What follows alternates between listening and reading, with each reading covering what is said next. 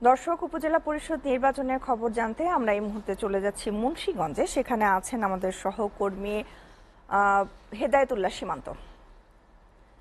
সীমান্ত, আপনি মুন্সিগঞ্জের কোন ভোট কেন্দ্রে আছেন এই মুহূর্তে? সেখানে ভোটারদের উপস্থিতি কেমন দেখছেন? কি বলছেন প্রার্থী এবং ভোটাররা?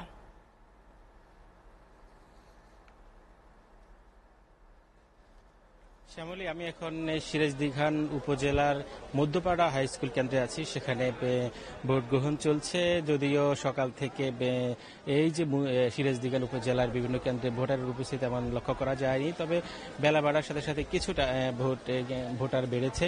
যদিও আমি কিছুক্ষণ আগে আপনাকে সিরাজদিখান শ্রীনগরের কথা বলছিলাম, সেখানে কিছুটা ভোটারের উপস্থিতি ভালো, তবে সেখানে শান্তিপূর্ণভাবে ভোট গ্রহণ হচ্ছে। যদিও অন্যান্য প্রার্থীর মধ্যে যে উত্তেজনা সেটিও ছিল না। তবে সিরাজদিখানের কথা বলতে গেলে এখানে প্রায় 20 জন প্রার্থী প্রতিদ্বন্দ্বিতা করছেন। সেখানে 3 জন চেয়ারম্যান, 5 জন ভাইস চেয়ারম্যান এবং মহিলা ভাইস চেয়ারম্যান হচ্ছে 7 জন। সব মিলিয়ে 20 জন প্রার্থী প্রতিদ্বন্দ্বিতা করছেন। যদিও এই 20 জন প্রার্থীর প্রত্যেকটি বুথে তাদের এজেন্টকে আমরা দেখতে পাই না। যদিও ছোটখাটো বিষয়গুলো নিয়ে এক উত্তেজনা সৃষ্টি হয়েছে। ছোটখাটো বিষয়গুলো নিয়ে বিভিন্ন কেন্দ্রে ছোট উত্তেজনা সৃষ্টি হয়েছে। পাশাপাশি একটি ভীতিকর পরিস্থিতি বিভিন্ন ঝুঁকিপূর্ণ কেন্দ্রগুলোতে তারা অভিযোগ করছেন যে প্রার্থীরা তাদের এজেন্টকে বের করে দেওয়ারও অভিযোগ করেছেন। তবে আপনি দেখতে পাচ্ছেন একেবারে দুপুরের পরে কিন্তু ভোটারের যে লাইন আছে সেটি অল্প কিছু ভোটার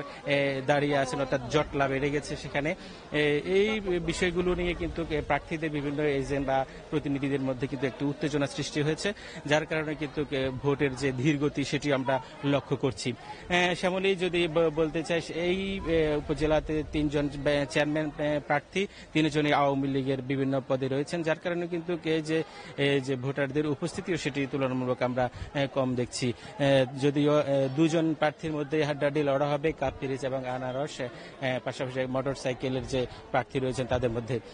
শ্যামলী, বলতে গেলে এই উপজেলাতে শেষ পর্যন্ত কে উপজেলা চেয়ারম্যান হবে সেটি আর বিকেল 4টা নাগাদ আমাদেরকে অপেক্ষা করতে হবে। তারপরেই ভোট গণনা হবে, সে নির্বাচন কমিশন ফলাফল ঘোষণা করবেন। যদিও আইন শৃঙ্খলা রক্ষাকারী বাহিনীর একেবারে নিয়োজিত আছেন, কোনো ধরনের যেন অপ্রীতিকর ঘটনা না ঘটে সেই পর্যায়ে তারা একেবারে সজাগ রয়েছেন। শ্যামলী, এই ছিল আমার কাছে সিরাজদিখান থেকে উপজেলা পরিষদ নির্বাচনের সর্বশেষ।